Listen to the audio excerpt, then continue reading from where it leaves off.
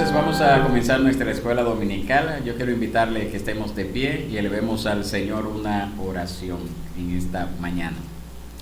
Soberano Dios y Padre, tú que moras en las alturas de los cielos, en esta mañana nos acercamos a ti como tus hijos, sedientos de tu palabra, anhelando, Señor, de que esta palabra pues sea correctamente expuesta en esta mañana, este estudio, este tema que hemos de agotar, pues trabaje con nuestras vidas, suplicándote, Padre, también que tu Espíritu Santo esté obrando eficazmente en nuestros corazones, para que no seamos oidores olvidadizos de tu palabra, sino hacedores. Que nuestro ser pues haya esa buena disposición, Señor, de aplicar estas verdades, de tomarlas como tu palabra, de profundizar en ella, Padre, y de vivir siempre conforme a esas santas ordenanzas y mandamientos que tú nos has dado en ella. Esto te lo suplicamos, Padre, en el nombre de Cristo Jesús. Amén y amén. En esta mañana, mis hermanos, yo quiero hablarle un poquito bajo el tema culto vespertino, una semana en Troas. Culto vespertino, una semana en Troas. Vamos a ver por qué una semana en Troas. Vámonos a Hechos, capítulo 20, y vamos a leer desde el verso 7 hasta el verso 12. Y yo quiero también invitarle a que usted se mantenga allí en el pasaje bíblico, porque lo que hemos de estudiar en esta mañana mayoritariamente está allí. Les voy a mencionar algunas citas bíblicas, pero todas ellas están, claro está, avalada o acompañando a este pasaje bíblico principal de Hechos 20, 7 al 12. Hechos 20, 7 al 12.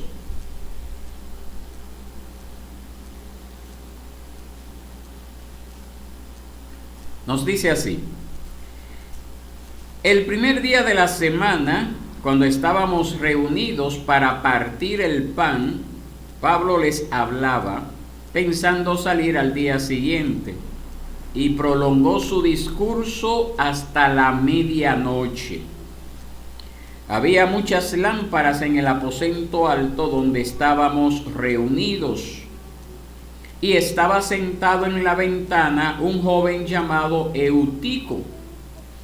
Como Pablo continuaba hablando, Eutico fue cayendo en un profundo sueño, hasta que, vencido por el sueño, se cayó desde el tercer piso y lo levantaron muerto. Pero Pablo bajó y se tendió sobre él, y después de abrazarlo dijo: no se alarmen, porque está vivo. Volviendo arriba, después de partir el pan y de comer, conversó largamente con ellos hasta el amanecer, y entonces se marchó. Al muchacho se lo llevaron vivo y quedaron grandemente consolados. Amén y amén. Hechos 27 al 12. El autor de este libro, llamado Lucas, que es también el autor del libro del Evangelio de Lucas, que lleva su nombre, registra un único incidente durante esta semana en Troas, durante esta semana que Pablo estuvo en Troas. ¿Y cuál es ese único incidente que él registra? La dramática caída, muerte y resucitación del joven llamado Eutico, cuando se quedó dormido y cayó desde un tercer piso.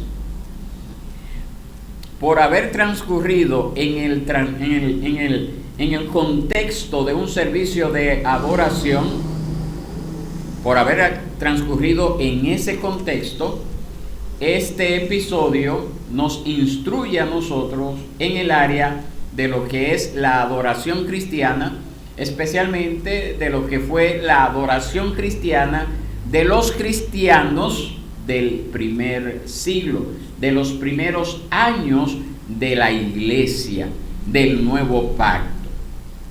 Vamos a ver en detalles qué particularidades nosotros podemos encontrar en este pasaje bíblico. En primer lugar, vámonos al verso 7. Nos dice así: el primer día de la semana, cuando estábamos reunidos para partir el pan. Lo primero que nosotros necesitamos tomar en cuenta es que ese primer día al que Lucas hace referencia en esta ocasión, él está siguiendo la manera romana de calcular los días, no la manera judía de calcular los días, puesto que el amanecer que menciona el versículo 11, usted lo puede ver allí, ese amanecer ya es el día siguiente en el versículo 7, donde el versículo 7 dice que él estaba pensando salir al día siguiente. Es decir, no está calculando el día como lo hacían los judíos, que el día comenzaba al anochecer. Es decir, hoy a las 6 de la tarde para los judíos, desde que comenzaba a caer el sol, ya correspondía al siguiente día. Pero Lucas no hace ese cálculo, sino que hace el cálculo romano, que es el cálculo que todavía nosotros implementamos. Para nosotros, el siguiente día inicia, ¿a qué hora? A la medianoche, a las 12 de la medianoche. Ya corresponde al día siguiente. Entonces, por esa razón, como dicen algunos comentaristas, al decir que la referencia de Lucas al primer día de la semana, es decir, al domingo, allí nosotros tenemos la evidencia explícita más temprana, tenemos allí para ver esa práctica que tenía la iglesia de reunirse para adorar ese primer día de la semana. Allí lo tenemos, ¿verdad? Que la iglesia continuó con esa práctica. Creo que hace 2 domingos, o fue el domingo pasado, no me acuerdo, les decía que todas las apariciones de Jesús, luego de haber resucitado, se dieron día domingo. Y que en varios pasajes bíblicos vemos esas apariciones tanto en la mañana como en la tarde. Entonces acá nosotros estamos viendo una evidencia explícita. En otros pasajes está implícita, es decir, que no lo presenta como tal, pero está allí, mientras que aquí está claro de que la iglesia acostumbraba a reunirse el primer día de la semana para adorar. Y además, el propósito de esa reunión, nos dice acá el pasaje, ¿cuál era? Aparte de adorar, era partir el pan, que Lucas entendía como la comunión o la cena del Señor, que también se llevaba a cabo en el contexto de una comida comunitaria, porque vemos esa práctica en la iglesia primitiva. Ellos se reunían para partir el pan, pero también Lucas dice y comer. Es decir, está hablando de dos cosas. Al igual que en el capítulo 2 de Hechos también vemos eso, que hacía referencia, ellos se reunían para celebrar la cena del Señor, pero aparte de eso había una comida comunitaria. Como vemos también que, como le dije, se dio ahí también en el capítulo 2 de Hechos en Jerusalén. Y a esto se suma, se reunieron para adorar el primer día de la semana, para partir el pan, para comer, y a esto se suma el hecho de que ellos tenían planes de salir al día siguiente. Y a causa de ello nos dice acá el verso 7, todavía estamos allí, que Pablo prolongó el discurso. ¿Hasta qué hora? Verso 7, ¿hasta qué hora prolongó el discurso? Hasta la medianoche. Nosotros vemos que Lucas estaba presente en esta ocasión porque dice él, estábamos reunidos, es decir, él estaba allí también. El verso 8 él vuelve y dice, donde estábamos reunidos. Lucas está incluyendo dentro de la comitiva que estaba con Pablo allá en Troas. Por esa razón, Lucas pudo dar varios detalles como testigo ocular, lo cual nos ayuda a visualizar la escena en la que ocurrió este acontecimiento. ¿Qué cosas podemos ver allí? En primer lugar, era una reunión o servicio vespertino, puesto que si la predicación de Pablo terminó a la medianoche, es poco probable que él hubiese comenzado al mediodía. Sería demasiado, ¿verdad? Sería demasiado. Seguramente Pablo comenzó cerca de la puesta del sol, cuando la congregación se reunía para adorar. Es decir, no fue que se pasaron el día entero. Quizás, nadie sabe, pero asumimos que él había llegado ya al anochecer. Otra cosa que vemos allí es que esta reunión se llevaba a cabo en una casa particular. Nos dice que era la planta alta. Más en el verso 8 dice que era un aposento alto. Pero más precisamente, si usted ve en el versículo 9, nos dice en qué piso estaba. En el tercer piso. Se acostumbraba a decir aposento alto era todo lo que estuviera encima de otro piso. Por esa razón, Lucas dice en el aposento alto, y si se hubiese quedado allí, todos pensaríamos estaba en el segundo piso. Pero Lucas después en el verso 9 dice estaba en el tercer piso. Estaba en el tercer piso. No era un templo. Acuérdense que la iglesia no podía reunirse en construcciones hechas o dedicadas para adorar a Dios. Tenían que hacerse esas reuniones en las casas a causa de el ataque de los judíos, que no querían saber de estos cristianos, y también de los romanos más adelante. Por eso era una casa particular que tenía quizás cierto espacio para reunirse allí la iglesia. Verso 8 nos dice que había allí, ¿qué cosas?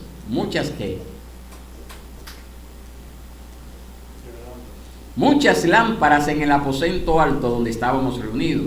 Entonces, ¿qué es lo que nos está diciendo allí? Que la atmósfera se puso pesada, porque cuando hablamos de lámparas, no estamos hablando de lámparas eléctricas, estamos hablando de lámparas que generan por fuego.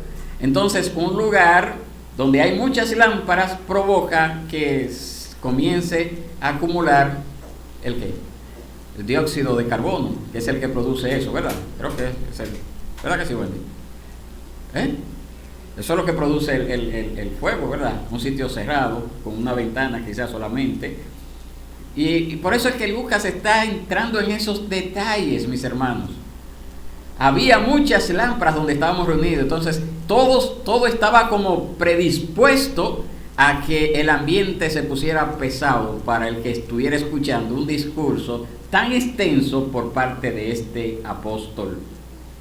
Y por esa razón, a pesar de que Eutico nos dice el verso 9 que estaba sentado en la ventana, que quizás era el lugar donde podía tener mayor circulación de aire, a pesar de ello, Eutico fue también afectado por esa atmósfera densa a causa de las muchas lámparas que habían en aquel lugar.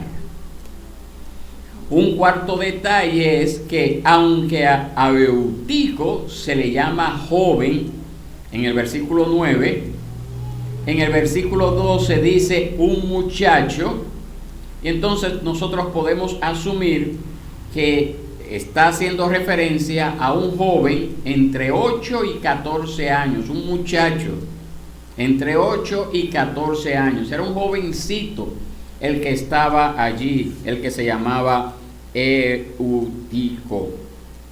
En quinto lugar, Lucas no intenta atribuir culpa alguna a Eutico por haberse quedado dormido durante el sermón del apóstol. No trata de presentarlo así, aunque tampoco escapa, pero no intenta presentar que este muchacho era culpable de haberse quedado dormido. La impresión que nos deja el pasaje es que este muchacho tuvo una prolongada lucha contra la somnolencia, batalló en contra de ello. Y por lo pronto entonces nos dice la palabra que el muchacho fue cayendo en un profundo sueño. Y nos dice la palabra, y como Pablo continuaba hablando, Eutico, ¿qué le pasó? Fue vencido por el sueño y se produjo el accidente. Se cayó desde el tercer piso y nos dice el verso 9 que lo levantaron muerto. Estaba muerto. Lucas lo declara muerto. Y acuérdese que la profesión de Lucas era médico. Por lo tanto, él podía garantizar de que este muchacho estaba muerto cuando se cayó de allí. No fue que se golpeó y se desmayó, estaba muerto. Entonces, imagínese usted la confusión que sobrevino en ese momento cuando todos trataban de llegar abajo. Acuérdense que estaban en una tercera planta. El muchacho se cayó, todo el mundo para abajo. Y no, me imagino, ¿verdad?, que no habían escaleras amplias y espaciosas donde la gente pudiera bajar. Ahí todo el mundo se apretó, déjame verlo. Incluso también nos dice la palabra que Pablo mismo suspendió su sermón y bajó. Luego, seguramente siguiendo el precedente que había sentado Elías con el hijo de la viuda de Sarepta, esa narración que nosotros encontramos en Primera de Reyes 17, y también por Eliseo con el hijo de la Sulamita en Segunda de Reyes 4:33, donde en ambos casos, cuando murieron estas personas, ellos se tendieron sobre la persona. Quizás Pablo, siguiendo ese ejemplo, hace lo mismo y nos dice el verso 10, ¿de qué forma? Se tendió sobre él y después de abrazarlo dijo: no se alarmen, porque está vivo. Estamos en Hechos 20, hermanas, 7 al 12. Hechos 20, 7 al 12. Se tendió sobre él y después de abrazarlo dijo: no se alarmen, porque está vivo. Eso no era una afirmación en el sentido de que estaba vivo a pesar de su accidentada caída, sino de que como resultado del abrazo de Pablo había vuelto a vivir. Y nos dice la palabra que luego Pablo, volviendo arriba, después de partir el pan y de comer, parece que ahí hubo un receso. ¿A qué hora fue eso? A la medianoche. Prolongó su discurso, es decir, que tenía un buen tiempo allí. Pablo dijo: bueno, hace hambre, pero vamos a celebrar la cena del Señor y también vamos a comer, ¿verdad? Hubo un receso a causa de esa caída. Entonces allí compartieron tanto la cena del Señor como la cena comunitaria, que evidentemente hasta ese momento no había sido servida. Quizás a Pablo se le había olvidado, ¿verdad?, de que era tiempo de comer a las 12 de la medianoche. ¿A quién no le da hambre? Entonces se aprovechó ese momento. Pero nos dice la palabra, el verso 11, que Pablo conversó largamente con ellos hasta el amanecer y entonces se marchó. Es decir, esta comida es para que cojan ánimos, no es para que se vayan a dormir. Vamos a seguir hablando y después me voy.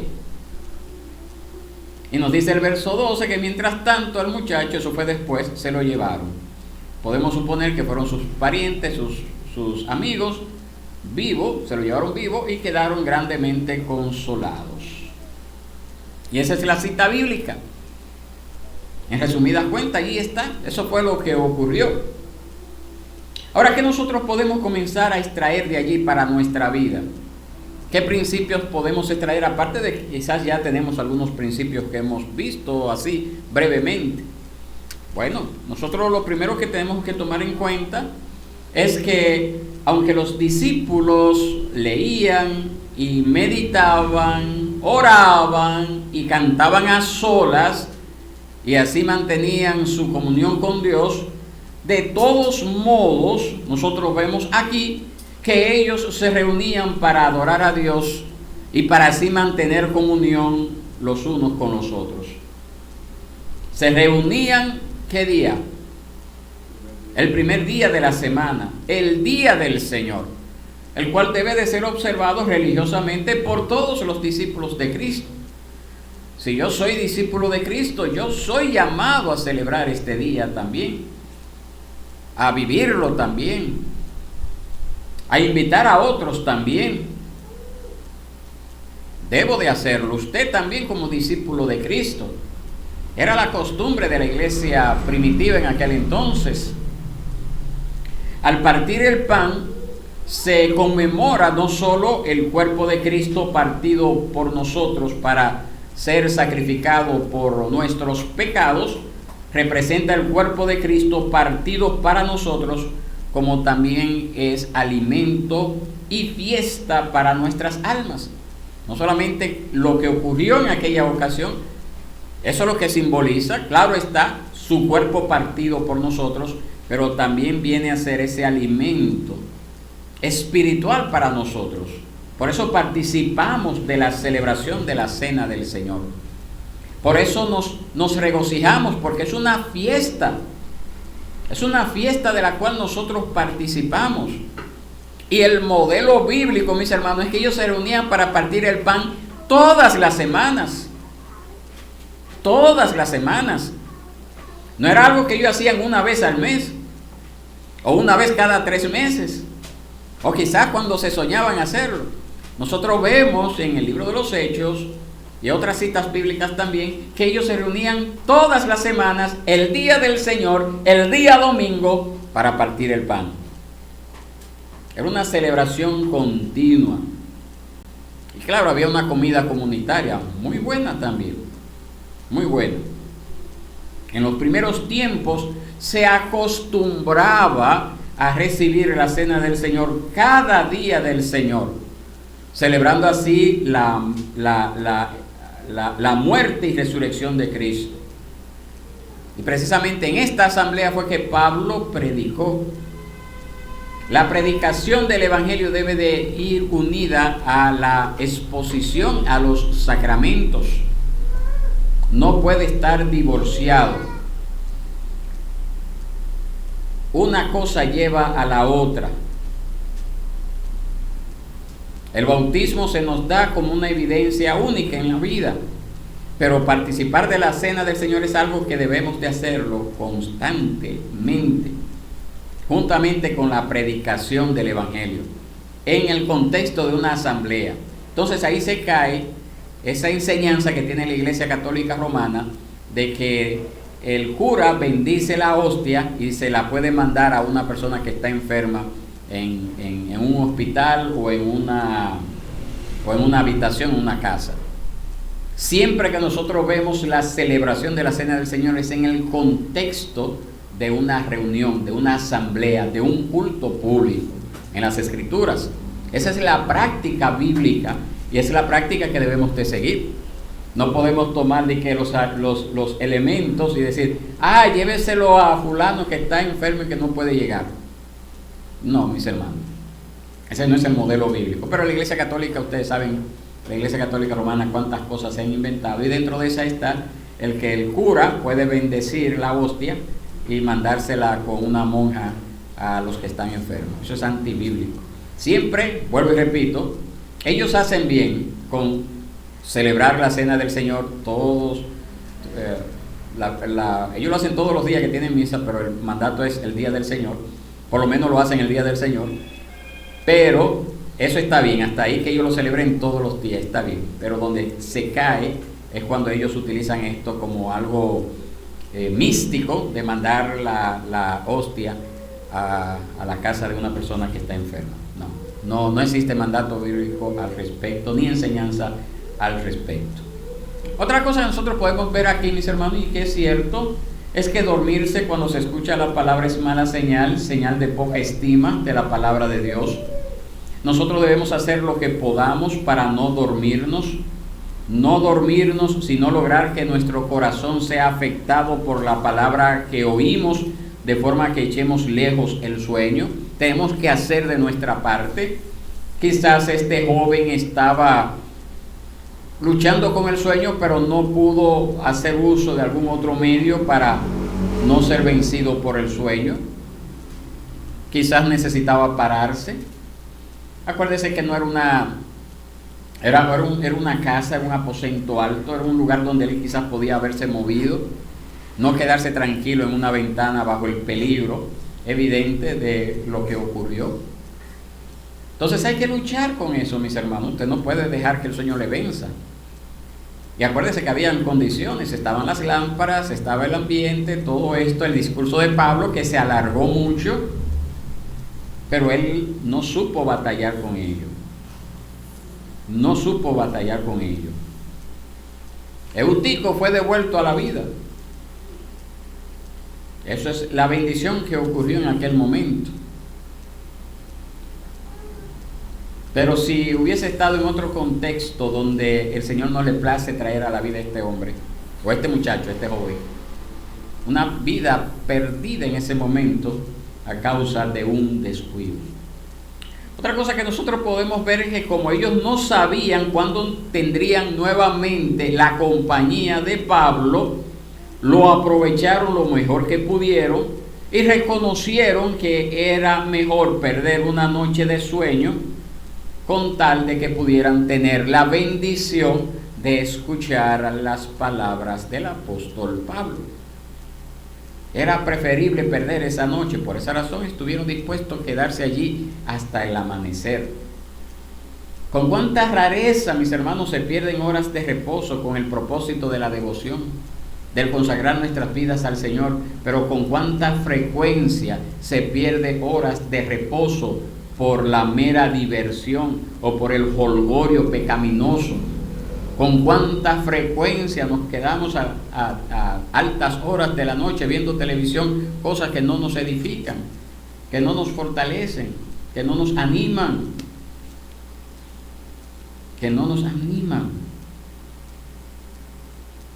Nosotros sabemos, mis hermanos, que la vida espiritual necesita florecer en nuestros corazones. Pero a pesar de que nuestros corazones han sido redimidos y han sido hechos nuevos por el poder del Espíritu Santo obrando a través de su palabra en nuestras vidas, nosotros todavía tenemos una carne que todavía no ha sido redimida. Y esa carne todavía sigue batallando por los deseos pecaminosos, por lo que la Biblia menciona como los deseos carnales. Entonces, para que nuestros espíritus puedan estar fuertes y puedan vencer a la tentación, tenemos que aprender a dedicar horas a nuestra consagración al Señor a través del estudio de la palabra, a través de la oración, a través de la meditación en ella. Amén. ¿Qué otras peculiaridades nosotros podemos extraer de este culto? De aquel domingo en Troas, hace tantos siglos atrás. Algunas cositas. Lo primero, mis hermanos, es que nosotros debemos de ser prudentes al contestar esta interrogante, puesto que el relato de Lucas es descriptivo y no pretende establecer una norma. Por ejemplo, nosotros no tenemos el derecho de copiar todo lo que vemos en este relato. Por ejemplo, reuniones en una casa. Eso la iglesia lo hacía, la iglesia se reunía en casa porque no tenían libertad de reunirse en un templo, no tenían libertad de construir templos, porque eran perseguidos, tanto por los romanos como por los judíos. Hay iglesias en países musulmanes, en China, zonas donde todavía predomina la persecución contra el cristianismo, donde los cristianos tienen que reunirse en casas, porque no pueden reunirse públicamente, porque reciben persecución. Entonces ahí está bien. Pero a mí me sorprende, para darles un ejemplo, de que ahora, en nuestros tiempos, hay una iglesia, hay un grupo de iglesias que han determinado no reunirse en templos, sino reunirse en casas, ahora en República Dominicana. ¿Pero qué locura es esa? Esa es una falta de entender el contexto en el cual estas reuniones se dieron. Entonces eso es lo primero. Esas reuniones en casa se hacían porque no había otra forma de reunirse. Esas reuniones hasta la medianoche se hizo en ese contexto porque Pablo iba a partir, porque probablemente no lo iban a volver a ver, y por eso duró toda una noche. Utilizar lámparas de aceite para la iluminación era lo normal en aquel entonces. Entonces no quiere decir que nosotros en estos tiempos debemos usar lámparas de aceite, para ponerle como un ejemplo extremo. Pero tampoco debemos de omitir en nuestro culto lo que no se menciona. Por ejemplo, aquí no se menciona que oraron, aquí no se menciona que ellos cantaron himnos, aquí no se menciona que ellos leyeron las escrituras. Pero sin embargo, pareciera haber aquí algunos de los principios de la adoración pública que nosotros acostumbramos a utilizar, como el cántico, como la lectura de la palabra, como la oración, que todavía se siguen, todavía son aplicables hoy en día. Entonces tenemos que ser personas que a la luz de las escrituras determinemos cuáles son los mandatos que el Señor nos deja, las enseñanzas que el Señor nos deja, y cuáles son aquellas particularidades que vemos allí, que lo que se busca es describir la situación de ese momento. Como les mencioné al principio de las lámparas, dice que había muchas lámparas. Lo que Lucas está queriendo decir es que el efecto de esas lámparas encendidas pues provocó un ambiente denso que propició que este muchacho fuera cayendo en este profundo sueño y, vencido por el sueño, cayera. Eso es lo que quiere decir, no hay ninguna enseñanza al respecto. El que se reunieran en las casas, como dice Hechos 2, no quiere decir que nosotros nos vamos a reunir ahora en casas. No quiere decir eso, mis hermanos. Pero hoy día hay iglesias que quieren entonces enfatizar eso. No, que lo que debemos de hacer es reunirnos en las casas. Pero ven acá, estamos siendo perseguidos para reunirnos en casas. Es correcto que dejemos incluso iglesias que ya tienen templos propios, no alquilados, porque si fuera alquilado usted dice, no, pero eso es alquilado, no ahorramos el pago del alquiler. Pero no, templos propios, dejar de reunirse en templos propios para reunirse en casas es una locura. Pero hoy en día hay, por lo menos sé, como 3 o 4 iglesias que lo están haciendo en República Dominicana. Entonces, ahí no hay ningún mandato explícito de parte del Señor. Eso es algo descriptivo de que la iglesia se reunía. ¿Por qué razón en las casas? Por la persecución, sencillamente. No tenían libertad para construir su propio templo. Cuando la iglesia cesó de ser perseguida, entonces comenzaron las construcciones. En el siglo IV o III. En segundo lugar, mis hermanos, los discípulos se reunieron en el día del Señor para celebrar la cena del Señor. Al menos el versículo 7 suena como una descripción de una práctica normal y regular de la iglesia en Troas. Y las evidencias muestran que la Eucaristía, como se le llama, que es un término griego que se traduce como acción de gracias, precisamente una celebración de gratitud al Señor ahora resucitado, pronto se convirtió en el servicio especial del domingo, en el contexto en aquel momento de un ágape, es decir, una fiesta de amor, una comida, una confraternidad. Entonces, las iglesias evangélicas en República Dominicana han dejado de lado la celebración de la Cena del Señor todos los domingos. Y por eso todavía a nosotros nos cuesta trabajo decir, pero celebrar la Cena del Señor todos los domingos. O celebrar la Cena del Señor 2 domingos corridos, como me dijeron antes de yo irme a México. ¿Por qué? Bueno, porque es una práctica que no tiene la iglesia evangélica en Latinoamérica incluso, no solamente en República Dominicana. Ahora, ¿es una práctica correcta? No. ¿Hay excusas para dejar de celebrar la cena del Señor todos los domingos? Puede ser que tengan excusas, pero no válidas. ¿Cuál es el mandato bíblico? ¿Qué es lo que vemos? La práctica regular de la cena del Señor todos los días del Señor. Amén. Todos los días del Señor. Entonces, ¿cuál debería de ser nuestra práctica? Pues celebrar la cena del Señor todos los días del Señor. Esa debería ser la práctica. Y hacia allá vamos pronto. Hacia allá vamos pronto. Todavía no tenemos fecha de cuándo lo vamos a hacer, pero hacia allá vamos pronto con el favor de Dios. Amén. Entonces, además de la cena, hubo un sermón muy largo. La primera parte duró desde la puesta del sol hasta la medianoche, eso lo vimos ahí en el verso 7, y la segunda parte desde la medianoche hasta el amanecer, eso lo vemos ahí en el verso 11.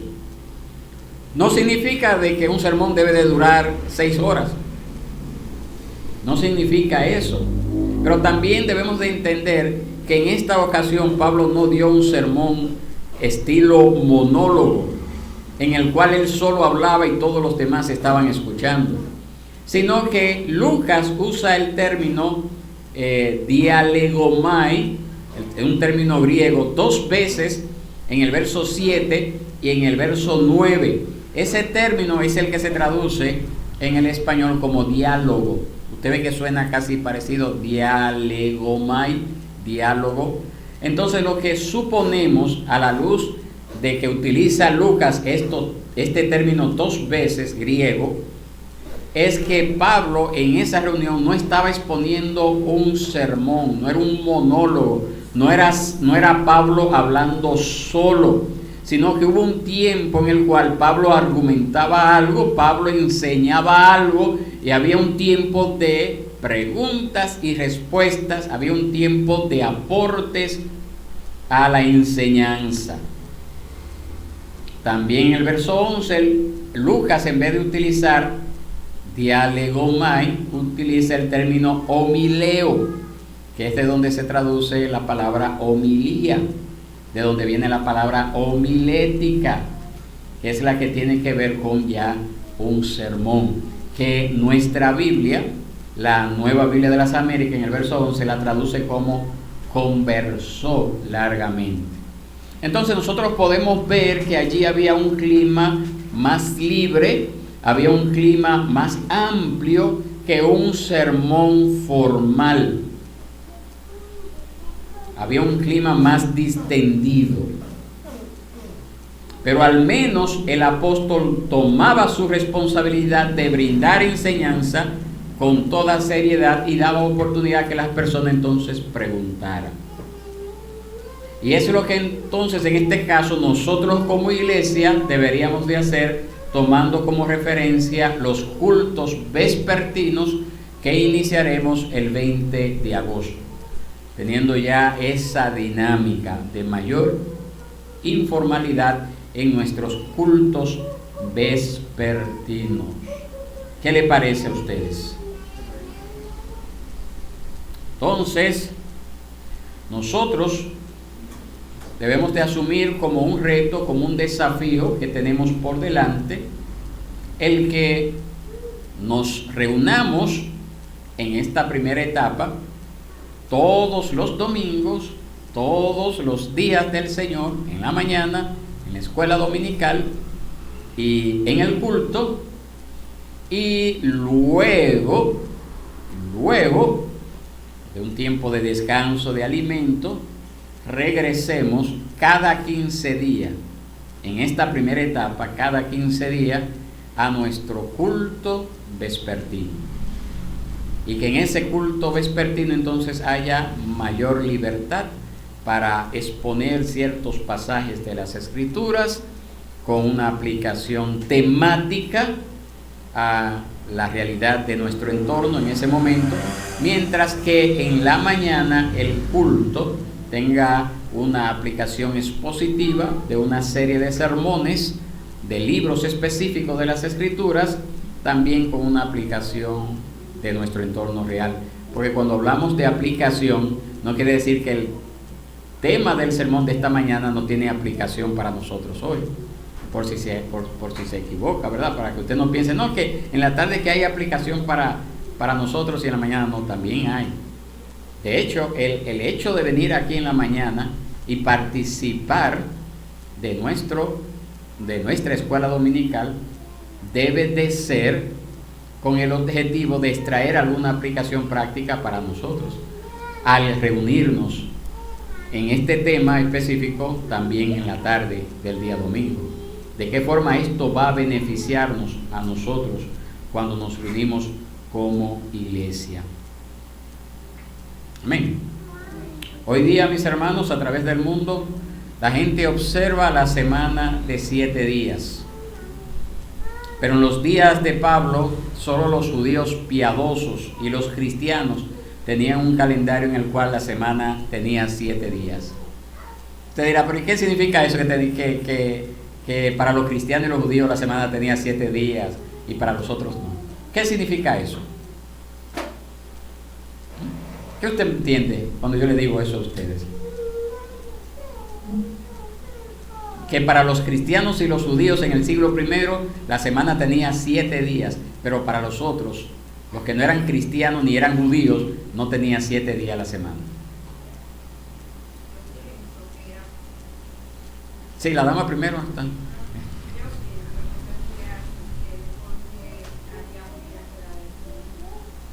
Va por ahí, muy bien, excelente. Exactamente. Sencillamente, mis hermanos, que cuando usted dice, el que trabaja o estudia, por ejemplo, estudia o trabaja, vamos a poner trabajar solamente, trabaja lunes, martes, miércoles, jueves, viernes, sábado, domingo, lunes, martes, miércoles, jueves, viernes, sábado, domingo, lunes, martes, miércoles, jueves, viernes, sábado, domingo. No hay semana. No hay semana porque todos los días son iguales. Todos los días son iguales. Pero los cristianos y los judíos en el primer siglo comenzaron a enseñar esto, de que había un pare, había un stop en el camino. 6 días trabajaban y un día dejaban de hacer lo que acostumbraban a hacer. Dejaban de hacerlo y entonces volvían a la rutina luego de ese día en que se habían detenido. Y nosotros vemos también que cuando Pablo llegaba a lugares donde predominaban los gentiles, él siempre comenzaba sus sermones hablando del Génesis y de la creación. Comenzaba allí y llegaba hasta el mandamiento, a los mandamientos del Decálogo. ¿Por qué? Porque quien enseñó desde el principio, desde la creación, a descansar un día, fue el Señor. Cuando creó el mundo, 6 días lo hizo el mundo y dice que descansó, reposó el 7º día y lo santificó, lo apartó, lo consagró para él. Y luego el Decálogo confirma eso. Los griegos, los romanos no tenían día de descanso. De hecho, hay un autor romano llamado Séneca que se mofaba de los judíos y los ridiculizaba. Y él decía porque gastaban tiempo en descansar un día de cada 7. Se burlaban de ellos. Pero ya a través de los tiempos hemos visto, científicamente hablando, se ha comprobado de que el cuerpo humano necesita descansar, necesita retomar fuerzas, necesita dejar de hacer lo que acostumbra hacer todos los días, enfocarse en otras cosas para poder ser más productivo. De hecho, en algunos países se está hablando que las jornadas laborales deberían de ser acumuladas a 4 días y 3 días de descanso. Hasta eso se está hablando en algunos lugares. Entonces, cuando una persona deja de lado este mandamiento, y muchas veces se llevan, no de que te van a pagar el doble si trabajas ese día, esa persona no sabe que trabajando el doble y pagándole el doble, mejor dicho, ese día, más adelante, en poco tiempo o en mucho tiempo, ese doble se le va a convertir en triple en gastos. Porque en un momento dado el cuerpo va a reclamar ese descanso. Y cuando lo va a reclamar, va a ser una enfermedad que va a demandar muchos gastos, muchas visitas al médico, y muchos gastos de medicina, de estudios, de tratamiento, de abstenerse de comer ciertas cosas. ¿Por qué? Porque no honró el mandato que Dios dio desde la creación. Desde la creación. Entonces ahí tenemos 5 minutos, mis hermanos. Yo quiero compartirles un audio del pastor Francisco Guzmán acerca... Sí, vamos a terminar la reunión ahora, pero espérese un segundito. Vamos a terminar lo que es la grabación ahora y yo voy a compartir un audio del pastor Francisco Guzmán acerca de la importancia que reviste el día de reposo para ellos como iglesia y que también debería de ser para nosotros.